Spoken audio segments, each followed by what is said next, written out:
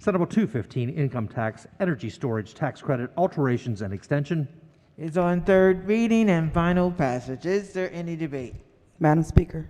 Yes, gentlelady from Washington County. Thank you, Madam Speaker. I have an amendment at the desk. Amendment number 303527/1. Amendment number 1. Move so much be considered the reading of the amendment. So ordered. Thank you, Madam Speaker. Thank you very much. So, the gas tax that we just are currently receiving a relief, our constituents, is coming up to expire on April the 16th.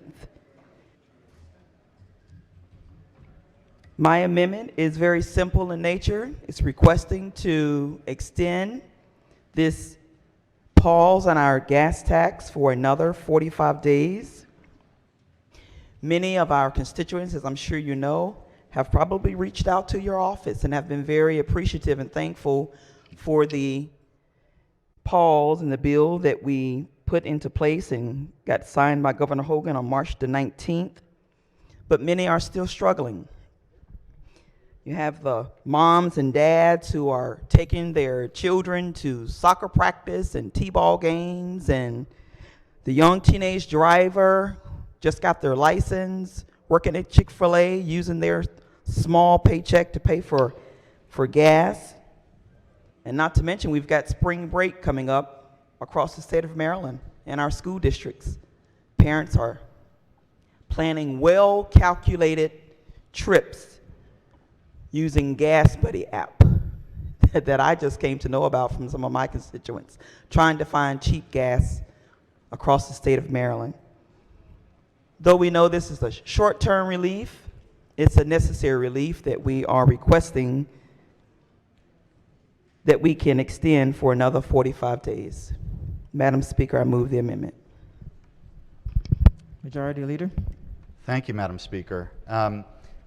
First of all, let me just say I'm proud of the work we've done this session on taxes. I think we've made fiscally responsible decisions about making the right types of investments in the state of Maryland and providing targeted tax relief to help folks get through this inflationary period, including the family budget boosters that we passed that provided cuts on basic items that people need, the retiree tax bill that was just signed into law last Friday, and the Work Opportunities Tax Credit.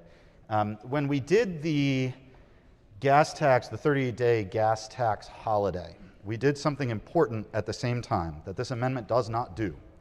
That is, we backfilled the fiscal hit to the Transportation Trust Fund. So that fiscal hit was a little under $100 million, and we used a portion of the budget surplus to backfill it to ensure that transportation projects in all of our districts were not delayed. Because, yeah, Marylanders are hurting at the pump, but they also need us to make improvements in the roads and highways and bridges that they use every single day. This amendment would be another $150 million, and it cannot be backfilled at this point because the budget's already passed, which would mean that the Transportation Trust Fund would lose a significant amount of income that funds projects in every district across the state, including projects to improve I-81, and I-70, projects to do upgrades to traffic signals in places like Hagerstown at the Potomac and Howard intersection, at the Haven and Pennsylvania intersection. Those projects are important. We should not defund them. We should not defund transportation, and I would ask the body to reject this amendment. Madam Speaker. Majority Leader. Thank you, Madam Speaker. I appreciate the concerns, the fiscal outline provided by my friend, the Majority Leader, but I would also say this to you. We have a $211 million cash surplus due to the very good, I think, prudent fiscal management of the Appropriations Committee and their ability to look at these big picture numbers that are astronomical to most of us and move the line items around so that we have a cushion, a real cushion. We have enough of a cushion in a cash balance. It's approximately $211 million. And I think that the estimated costs for a 45-day extension of the gas tax holiday, 150 is a reasonable sum. I would have said about 140, just doing the math off the back of the envelope, but it's in that range. It would be covered. It would be within that cash balance shortfall. We passed something that is about to expire that everyone here, I think everyone here, thought was a good idea, because there are macroeconomic and microeconomic conditions out there that are dramatically increasing fuel costs. We are unfortunately in an inflationary spiral. Last year we were told it's transitory. It's just because we're influxing a lot of money into the system for a short period of time, it's transitory. It's not transitory. It's not transitory. Maybe somebody wished it was, maybe someone thought it was. Economists differ. If you find 5 economists, you can usually find 5 different opinions, in my experience at least. But it's not transitory inflation. It's crippling inflation. And one of the big root causes of it is fuel costs, because fuel costs spiral out and affect everything. They affect the costs in your grocery stores. They affected the costs for our constituents buying clothing, appliances, a wide variety of things that everyday folks need.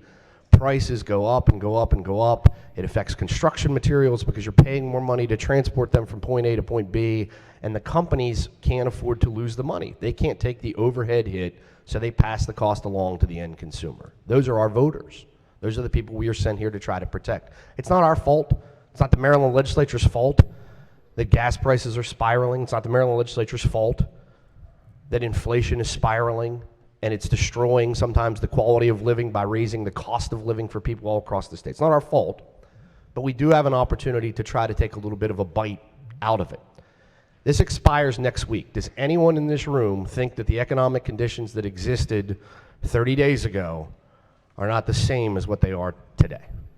Do we think that they're going to dramatically change? Gas prices, inflation, fuel costs is going to dramatically change in the next 45 days. I think if you think that, you're not thinking straight. It's not going to change. It's not our fault, but it's not going to change.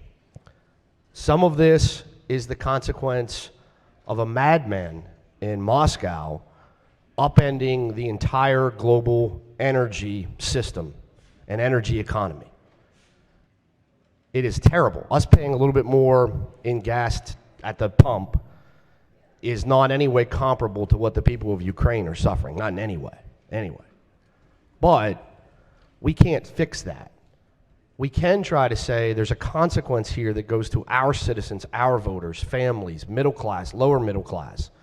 A tank full of gas costs the same for the richest guy in the world as it does for the poorest guy in the world trying to get his kids to school and get to his job that day. It costs the same.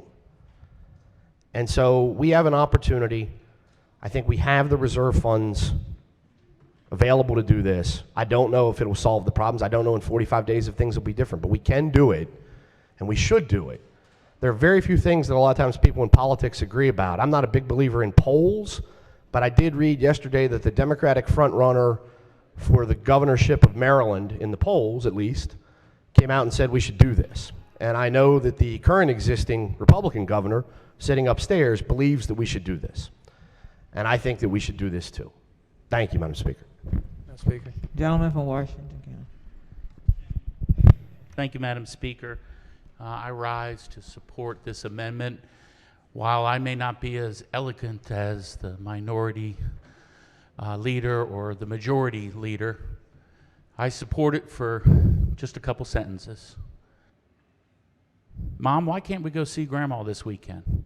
Well, we really can't afford to fill up the tank. I support this amendment, and I encourage everyone else to as well. Madam Speaker. Okay. Madam Speaker.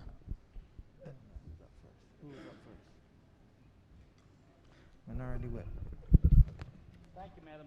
Oh, my thing broke. Thank you, Madam Speaker. You know, I don't often agree with the comptroller. I really don't. But when he's right, he's right. And yesterday, it was just alluded to, at the Board of Public Works, he called for extending the gas tax holiday to 90 days. So that would be an extra 60 days on top of the 30-day extension that's in place now. And as the guy who collects our revenue, it would seem to me that he would be an arbiter as to whether we can afford it, and he said we can easily afford it. So clearly we can afford the 45-day extension according to his estimation. that's contemplated by this amendment, which would essentially take the gas tax holiday into the Memorial Day weekend and the start of the summer travel season, all while the price of oil is still over $100 a barrel. So I support the amendment, Madam Speaker. Madam Speaker. Madam Speaker. The Chair of the Appropriations. Thank you, Madam Speaker. And I want to echo the words of the Majority Leader. He's right. The cost of passing this amendment will come very directly from our budget that will, hopefully build good roads and good bridges in the state of Maryland. It will not come from the general fund. And we did pass a budget that had a reserve of around $200 million. But every day we sit here and pass bills with 100, 200, little fiscal notes, we're chipping away at that $200 million. We are. We took into account when we passed the budget, the bills for TEDCO and other large fiscal notes. But we did not, and we do not, pay that close attention to the small fiscal notes. I'm informed by DLS that we are very close to eating up our reserve that we've already built into this budget. I informed the chairs of this at a meeting earlier this week. So this money will come from transportation and transportation projects. I'm glad that someone running for governor is in charge of the budget this year, because he's not. We are on this floor. We are on this floor. And this would be a very bad amendment to put on a bill in this way. Madam Speaker. Gentleman from St. Mary. Thank you, Madam Speaker. I say to support this amendment. I will differ with some of the comments that have been previously made. I do think it is our fault. I think it's the General Assembly's fault, because we have an amendment on the floor to further extend the gas tax, something that our comptroller and Democratic governor candidate called for yesterday. But put this in perspective, on July 1st, we're not extending a tax cut. On July 1st, we have an automatic tax increase going into effect, and that falls on all our shoulders. Now, I understand this goes to the Transportation Trust Fund, and this will be a cut of revenue. But let's put that in perspective. This fund is overwhelmingly paid by motorists, and 60% of that fund goes to mass transit. This is a tax cut or a gas tax holiday that we can afford. And you look at what our neighboring states are doing currently. 2 days ago, Governor Doug Youngkin put legislation forward in Virginia for a 90-day cut. There you go. 90-day cut. And then to phase in their gas tax, which is already 10 cents lower per gallon than Maryland. I think this is a good idea. We can do it bipartisanly while we're still in session with 4 days left. And it falls on our shoulder to make the economy for working class people in Maryland a little bit affordable, more affordable. So I urge a green vote on this amendment. Thank you, Madam Speaker. Gentleman from Baltimore County. Madam Speaker, thank you. When we implemented the gas tax holiday, I had suggested in our subcommittee that we go for 120 days, because everyone that I've talked to, the 30 days was not enough. People still have to go back and forth to work. They have to go back and forth to school. They have to shop. I mean, the least that we can do is help the people of our state, especially in these times. People are struggling just to make ends meet. And this little bit could make a difference between someone be able to afford to keep going back and forth to work or back and forth to school. So I strongly support this amendment, Madam Speaker. Thank you. The clerk will take the call. Madam Speaker. Wow. Unbelievable.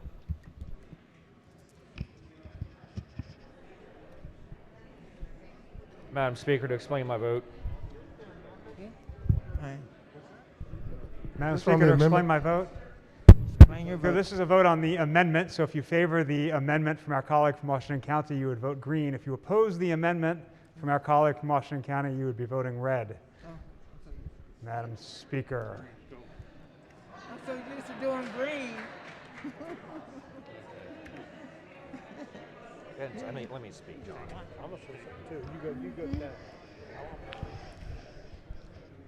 John from Caroline. Thank you, Madam Speaker. I wish I would have had the opportunity to speak before we called the vote. We could do this. We could do this as a deficiency appropriation. We have billions more dollars coming next year from the federal government. What we could do is spend this money now. Obviously, it'll be a hit to the Transportation Trust Fund. We can backfill it next year with money that's going to be coming from the federal government. Now, it could have some implications as far Gentlemen, as you're how it's explaining back, your but, vote? You're explaining your vote? I'm explaining my vote. Thank you, Okay, Madam Speaker. thank you. And I wish I could have had this before we could have taken the vote, because Okay. this is Clerk something we will could do. take the call. I explain my vote. The amendment fails. We're not explaining the votes now, Madam Speaker?